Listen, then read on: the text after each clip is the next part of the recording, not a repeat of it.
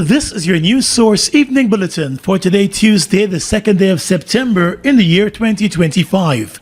I'm Gordon Mosley reporting, and here is what we're tracking tonight.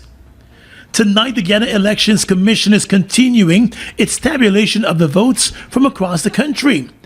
But the General Secretary of the People's Progressive Party, Civic Vice President Jagdeo, has said that based on his party's own tabulation of the statements of poll, it has not only won the elections, but will be heading into the parliament with a bigger majority. Mr. Jagdeo, in an interview with News Source, noted that the Elections Commission has been uploading the copies of the statements of poll to its website. And with more than 98% of those statements completed, a calculation would show his party moving back into government with a majority. Mr. Jagdeo said the PPP became aware of that when it completed its own tabulation of the results early this morning. About 5 a.m. this morning, we completed the internal tabulation and we knew the results because we had about 99% of the SOPs and then we used, and then the remaining 1% we used the tally sheets where we did not receive the SOPs as yet. We're good at mathematics. We're good in 2020 at mathematics, and we're good at mathematics again. And it's simple now. The elections are over. It's now a question of mathematics. And anyone who can use a calculator would know the results. While he urged the nation to await the official results from the Elections Commission, the PPP General Secretary said his party is very comfortable with all it has been seeing. The PPP will go into the National Assembly with a bigger majority than it did in 2020. That's very clear from the trend you are seeing and from the gap between our total votes and that of WIN, APNU, and all the other small parties combined. There is a substantial difference between the votes we garnered at the elections and what they did combined.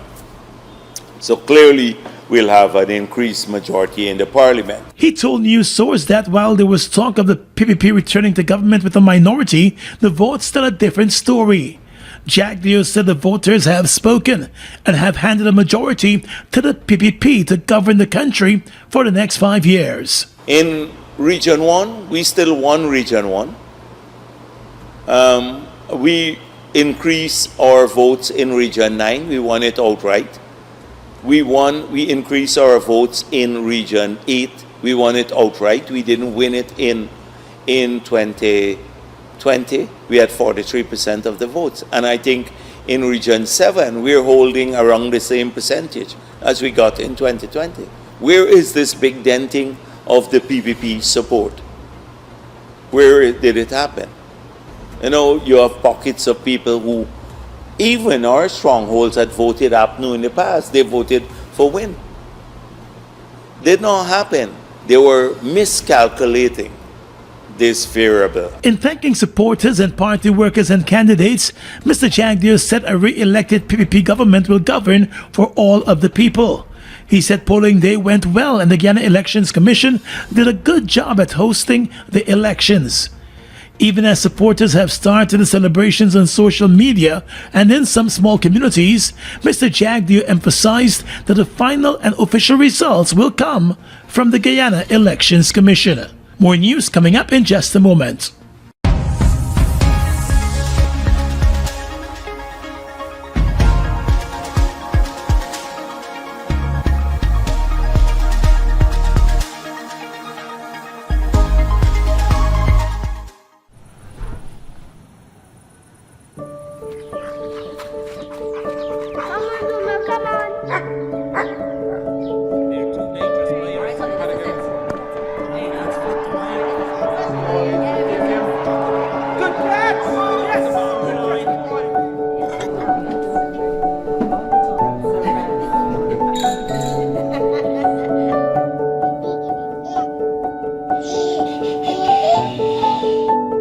Your own home is so much more than just 4 walls, floors, and ceilings. It's a lifetime of great memories and stories. Come talk to us and start your journey home today.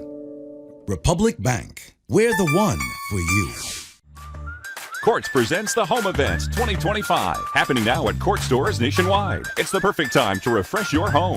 Come explore new arrivals, best sellers, and deals you can't resist. Discover the widest range of stylish furniture, cutting-edge TVs, audio systems, and appliances that are smart and energy efficient, all backed by the Quartz low price guarantee. Our experts will help you choose what you need for your home. Shop with Quartz Ready Finance and get more. Don't miss the Quartz Home Event 2025. Quartz, bringing value home.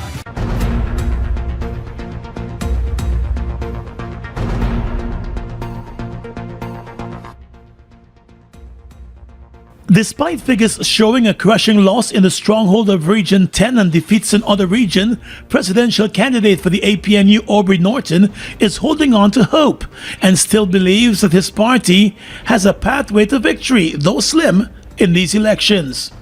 Early numbers today show that the party has lost serious ground in several of its strongholds. Yes, I believe there's a pathway to victory for our party. I want to say to our supporters, thanks for the support we have gotten during the election. Be patient. We are keeping on top of it. We will do anything to ensure that the results of these elections are the true results. We will stay on top of it to ensure that no irregularities occur at this stage. And we do believe once there are no irregularities, then there's a pathway to victory. Based on early results, the We Invest in Nationhood Party has flipped the Region 10 area into its hand and will take control of the Regional Council, according to the results. We have enjoyed support in Linden. We're well aware that the government really ostracized Linden and that the level of poverty in Linden is very high.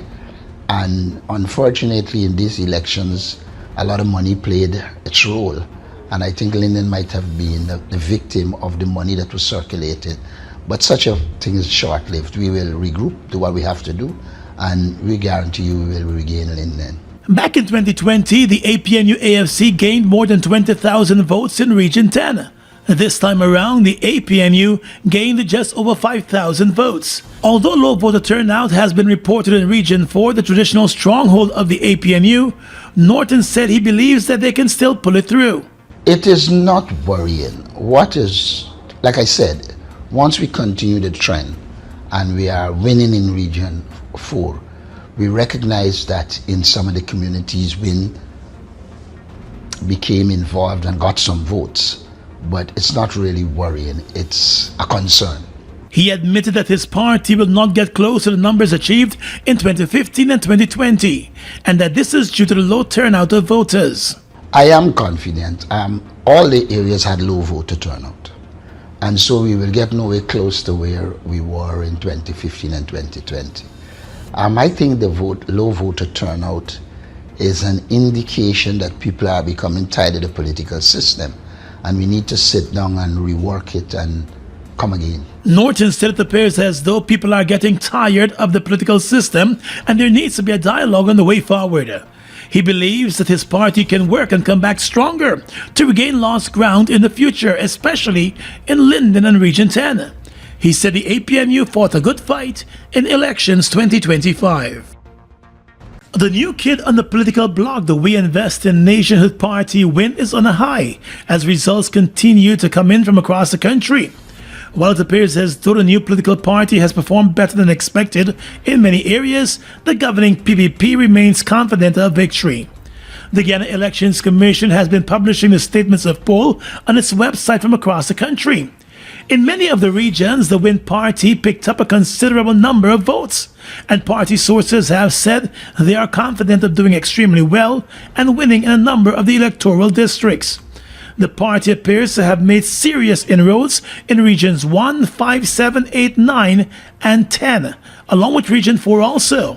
However, the PPP remains confident of victory. The party has said that the turnout in a number of communities will be examined. The voter turnout was low across the country. PPP Vice President Jagdeo indicated that based on the numbers, the turnout may have been lower than the last elections. Across the Congress Place, the APNU appears to be badly bruised and wounded with the results it is facing, especially in Linden Region 10, Bartica Region 7, and parts of Region 4. In Linden and Region 10, the party has found itself being trounced by the new party, WIN. At some polling stations where it picked up the highest number of votes, the WIN party was trailing in a close second place, and in other areas, the WIN party was way ahead. Additionally, party officials in the town of Linden and region appeared dogged by a low voter turnout across Region 10 as in other parts of the country. One party official said the voter turnout appears to be lower than 40%, but they could not confirm that figure. The Alliance for Change has not performed at all in the early available results. The party has already issued a thank you message on its social media pages. The other two parties in the race, the Forward Guyana Movement and the Assembly for Liberty and Prosperity, appear to have been grounded before any takeoff. The CARICOM Election Observer Mission issued its preliminary report today and said the elections were conducted peacefully, despite pre-election concerns by some political parties. The chief of mission, Josephine Tamai, who is the chief election officer of Belize, told reporters that the Guyana Elections Commission must be allowed to conclude the electoral process. We urge all Guyanese to remain calm, peaceful, and patient while awaiting the official results of the general and regional elections. The relevant authorities must be allowed the space to carry out their duties thoroughly and transparently. Now more than ever, Guyanese must stand together and put country first. Remember that the strength of the nation lies in its unity, resilience, and commitment to the democratic process. Tamai is leading a 10-member mission which has been in Guyana since the 26th of August, observing the electoral process. On Monday, the CARICOM team observed the election process in regions 3, 4, 5, 6, and 10. A total of 324 polling stations were visited.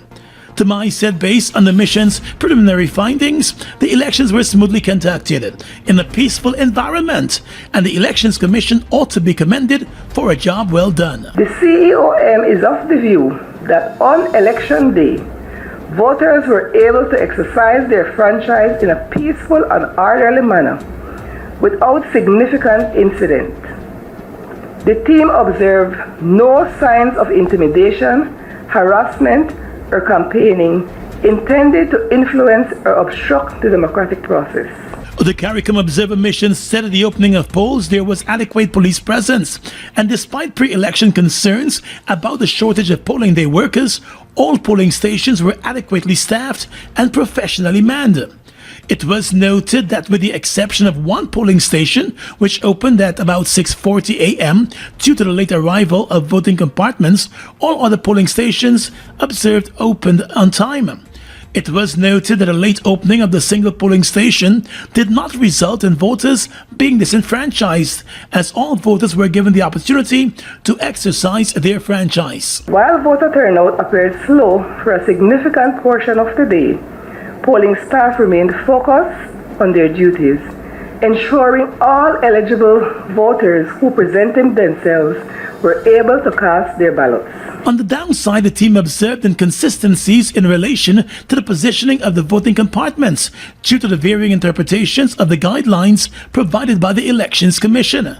It said despite the variation, the voting procedures were generally conducted in accordance with the guidelines set out by the Elections Commission. The COM also observed that some polling stations were not located on the ground floor. This presented a challenge for elderly and disabled voters, which is an important consideration for future planning. Meanwhile, even as the tabulation process unfolds, Tamai said the CARICOM Election Observer team is pleased with the legislative changes that were instituted for the uploading of the statements of poll to GCOM's website to improve transparency in the process. The team will wrap up its mission tomorrow and depart Guyana. A comprehensive report on the country's elections will be submitted to the CARICOM Secretariat in the coming weeks.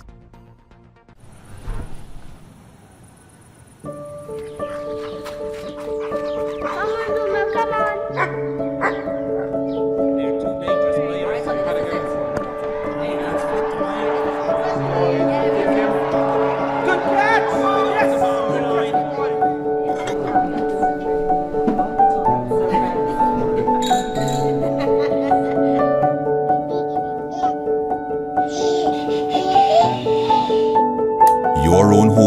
so much more than just four walls, floors, and ceilings. It's a lifetime of great memories and stories. Come talk to us and start your journey home today.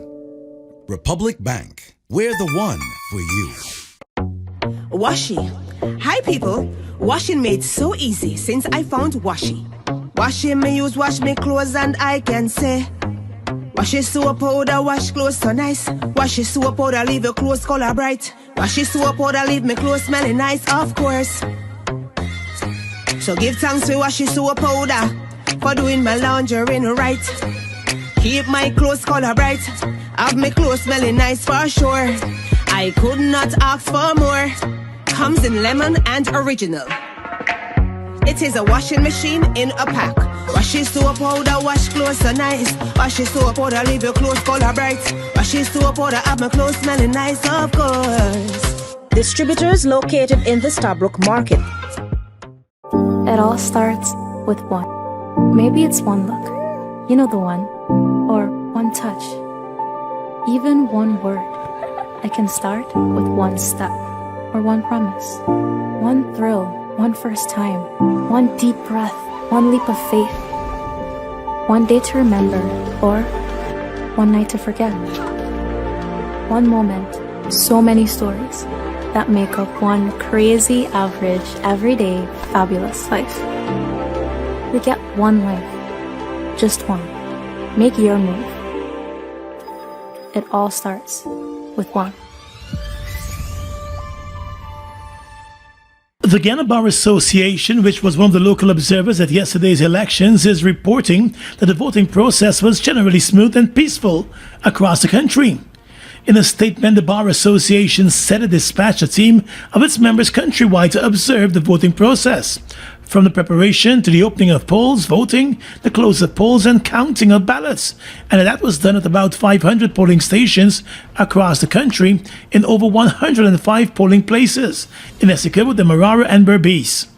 The Bar Association said while the process, including its observation status, is not yet complete since results have not yet been declared, the preliminary reports received at the current time from its observation team are that the voting process on Elections Day was generally peaceful and that the general and regional elections were observed to be free, fair, and transparent. The association has urged continued peace and patience while the Elections Commission enters the next stage of tabulating the results. The Bar Association has also extended its appreciation to the Elections Commission staff, who it said discharged their duties on Election Day with professionalism and competence under sometimes challenging conditions. The Guyana Elections Commission on Monday night apologized to persons living with disabilities, particularly those who had tremendous difficulty accessing their polling stations.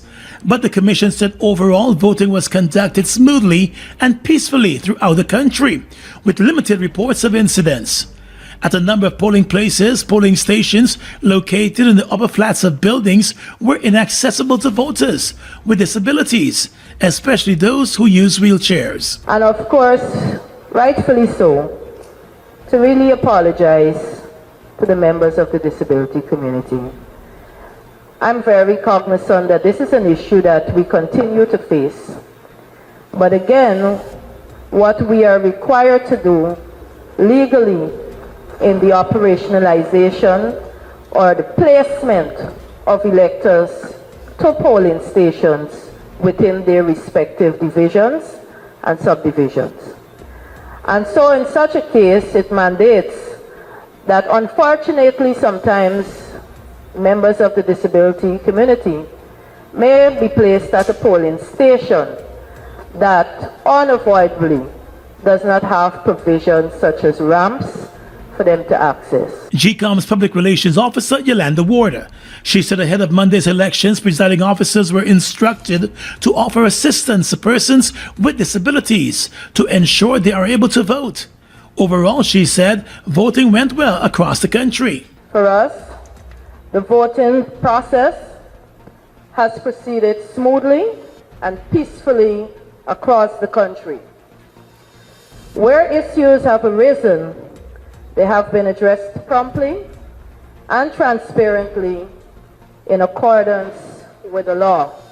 The public relations officer said despite claims that the voting process was slow at some polling stations, the Elections Commission is satisfied with official reports, which indicated that the process progressed smoothly and in accordance with established procedures.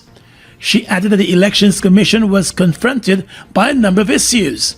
There were complaints that voters were unable to locate their names on the voters list at the location where they had previously voted.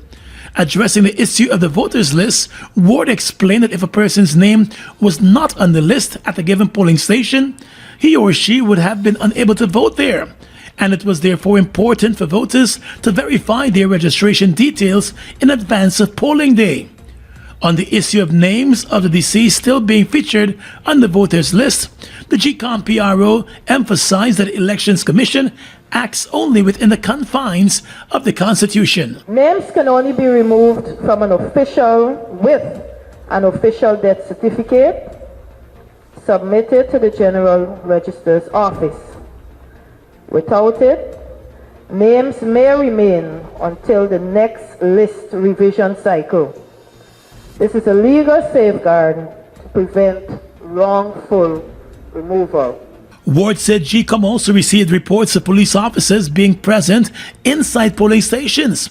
This, she said, was prohibited, explaining that police officers are usually stationed outside of polling places unless their assistance is required by a presiding officer to address an issue in keeping with the electoral laws of the country. Other concerns related to the positioning of the voting compartments and issues relating to the smooth functioning of the websites were raised, she said. General Secretary of the PPP, Vice President Jagdeo, this evening said long ahead of yesterday's elections, he tried to warn the PNC reform-led APNU about the We Invest in Nations party, but it did not take heed. When the party, which is led by billionaire Azruddin Mohammed, who remains sanctioned by the US government, has made significant inroads in regions traditionally won by the PNC, including in Region 10. Figures suggest that Win won Region 10 by an overwhelming majority. In an interview with News Source, Mr. Jagdeo said the APNU has nobody to blame but itself. We sought to signal this to APNU.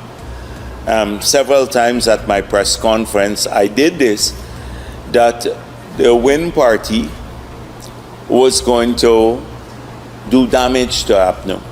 He also said several factors are responsible for the APNU showing at the elections. One, that there are several people in APNU or who supported APNU in the past who did not want to support APNU again, and they were looking for a party that is not the PPP. So Win benefited from that. Secondly, they paid out a lot of money. This guy used a ton of money to induce people to vote for him.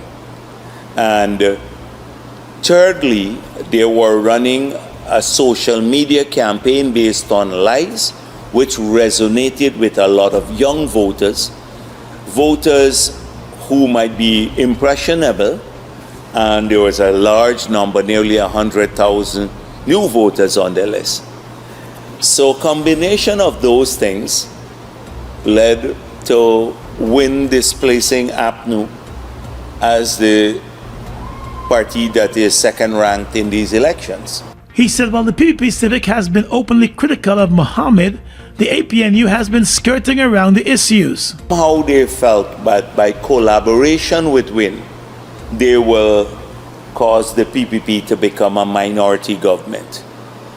And they almost encourage their supporters over time to speak favorable things about Win and Azruddin Mohammed, when basically this guy was a criminal-oriented person.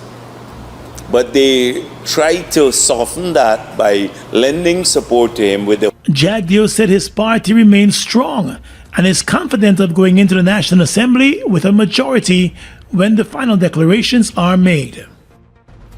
The Guyana Elections Commission on Monday night sought to address concerns about Bangladeshi nationals who are Commonwealth citizens voting in the elections. Opposition parties called on GCOM to come clean over reports of a number of Bangladeshi nationals seen being bussed around to polling stations to vote. On some of the national ID cards posted on social media, it was revealed that some of the ID cards were issued as recent as July. At a press conference last evening, Public Relations Officer at GCOM, Yolanda Ward, stressed that the ID cards issued to the nationals and labeled Commonwealth reflect their legal residency status and are valid for electoral purposes. Under Guyana's laws, Commonwealth citizens residing legally in the country for over 1 year are eligible to vote. Ward said the national registration extends eligibility to both Guyanese citizens and Commonwealth citizens residing in Guyana for more than 1 year. The eligibility for registration is that you must be a Guyanese citizen by birth, descent, naturalization, or a citizen of a Commonwealth country living in Guyana for 1 year or more. The GCOM Public Relations Officer also addressed concerns regarding voters without ID cards, explaining that those persons could have still voted in the elections once a procedure was followed, including them answering security questions and signing an oath. Live the island dream. It's your chance to be one of over 100 winners in the Island Dream promotion. Win your share of more than $1 million in cash and prizes. Plus 2 all-inclusive weekend staycations for 2. And that's not all. Score coolers packed with Buster, Turbo, Altitude and Viva. Just buy any can or bottle of Turbo, Buster, Altitude or Viva. Find the code starting with BB. Then visit at Buster Guyana or Turbo_Caribbean on IG or Facebook for details. Live the island dream, get money. Live the island dream. Guyana's economy is rapidly transforming, and we're all part of it. Guyana is at the forefront of this development by providing reliable and efficient energy and supporting community development from the very core. 100% of Guyana's profit goes back to building schools, roads, and other important infrastructure that connects our cities and towns, providing fuel to domestic, marine, industrial and aerial transportation. Guyana has now repositioned itself as a market leader in the petroleum industry, building a better future for all of us.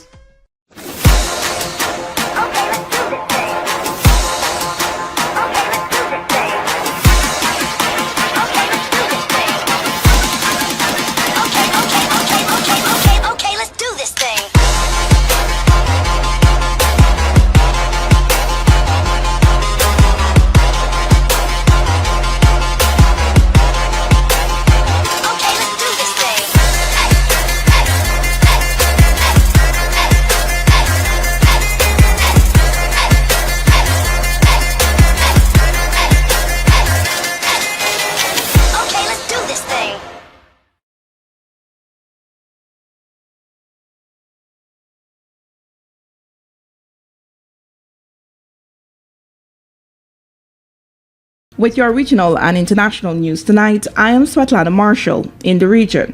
The U.S. military on Tuesday struck a drug-carrying boat hailing from Venezuela, Secretary of State Marco Rubio said, as tensions spiked between the Trump administration and the Venezuelan government. According to a report published by CBS News, President Trump announced the strike in an unrelated Tuesday afternoon Oval Office event, saying the military had shot out the boat moments ago. He said his team had been briefed on the strike by the chairman of the Joint Chiefs of Staff.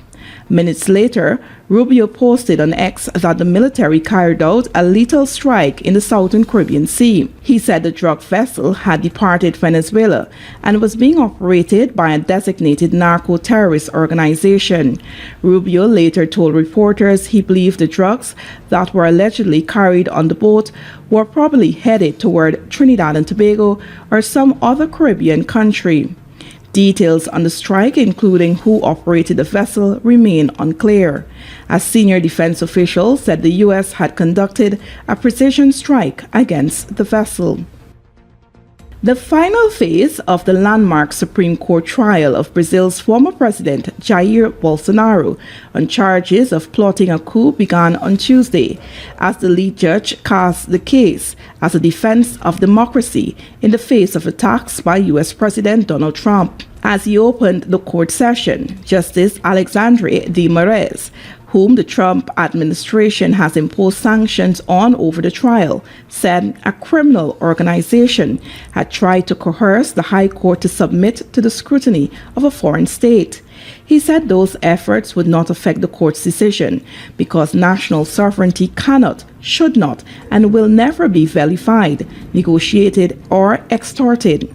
Trump has used the case as primary justification for imposing 50% tariffs on many Brazilian goods and canceling the U.S. visas of most Brazilian Supreme Court judges. Bolsonaro's son, Congressman Eduardo Bolsonaro, moved to the U.S. in March to start a campaign in his father's defense and has claimed credit for Trump's retaliation against Brazil. And finally tonight, international news. U.S. President Donald Trump said on Tuesday he was very disappointed in Russian President Vladimir Putin and added without elaborating that his administration was planning to take some actions to bring down debts in Russia's war in Ukraine. The Republican leader also said he was not concerned about warm ties between Russia and China. Trump held a summit with Putin in Alaska in mid-August and subsequently met Ukrainian President Volodymyr Zelensky and key European and NATO alliance leaders at the White House. Following those meetings, Trump said he expected Zelensky and Putin to hold a bilateral meeting before a trilateral meeting that would also include Trump.